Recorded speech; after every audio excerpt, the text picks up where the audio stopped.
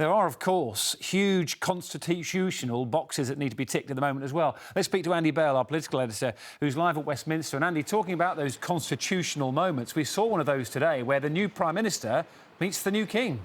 That's right. Liz Truss went to Buckingham Palace this afternoon to meet Charles for the first time as King. Now, they did have a telephone conversation last night, but this is the first time where Liz Truss meets King Charles. And that relationship between Prime Minister and monarch is very important. It is, after all, His Majesty's government. And Prime Ministers have always said how much they value and valued the relationship that they had with the Queen when she was the monarch. The Queen liked to have weekly audiences, usually on a Wednesday, and those Prime Ministers would talk about how useful those meetings would be. And today, actually, Theresa May once again said something that previous Prime Ministers have said. It was the only meeting she knew she could have, which she knew would not be leaked to the press. It's incredible, isn't it? And I remember looking at the face of Liz Truss, seems like an eternity ago, when she was announced as the new Prime Minister, beating Rishi Sunak. And I don't think she would ever have imagined that the next week, her first week in office, even the first few days in office, would have panned out as they have. I know, it's extraordinary. Cast your minds back. It was Monday that Liz Truss was elected leader of the Conservative Party. It was only Tuesday that she became Prime Minister. And now here she is meeting the new King as Prime Minister. And it was only yesterday that I was here talking about the new energy guarantee plan from the government, which is designed to keep people's energy bills down. And that has now been eclipsed. Now, the government is promising that what is necessary will be put in place so that people will feel the benefit of that by October the 1st. But the fact is, government has been stripped back.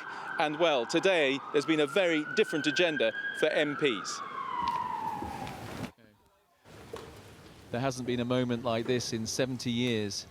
Standing room only in the House of Commons as MPs observed a minute's silence for the death of a monarch. And then they shared their memories and tributes. The first, the last of them to have seen the Queen. She remained determined to carry out her duties, even at the age of 96. It was just 3 days ago at Balmoral that she invited me to form a government and become her 15th Prime Minister.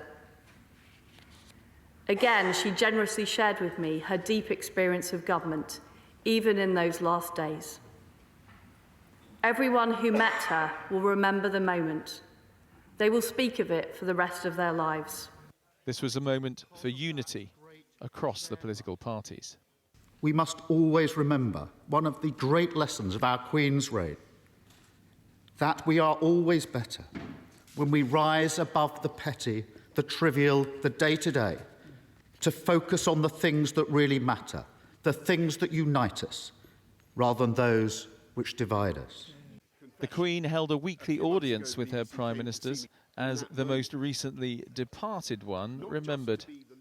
And I know I speak for other Prime Ministers when I say ex-Prime Ministers, when I say that she helped to comfort and guide us as well as the nation, because she had the patience and the sense of history to see that troubles come and go and that disasters are seldom as bad as they seem.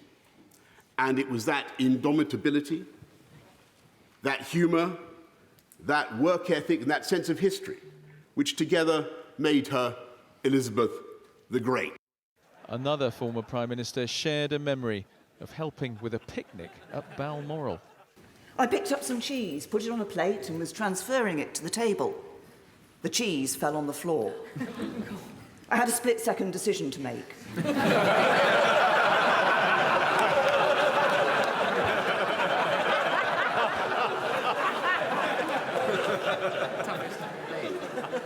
I picked up the cheese, put it on the plate and put it on the table. And I turned round to see that my every move had been watched very carefully by Her Majesty the Queen. I looked at her, she looked at me, and she just smiled. And the cheese remained on the table. And one former Labour minister recalled a surprise phone call after she had been sacked from the government. My office was astonished to get a call from Buckingham Palace. No one else wanted to have anything to do with me, but the Queen wanted to see me. I was invited to take tea with the Queen for her to thank me for my service as Secretary of State.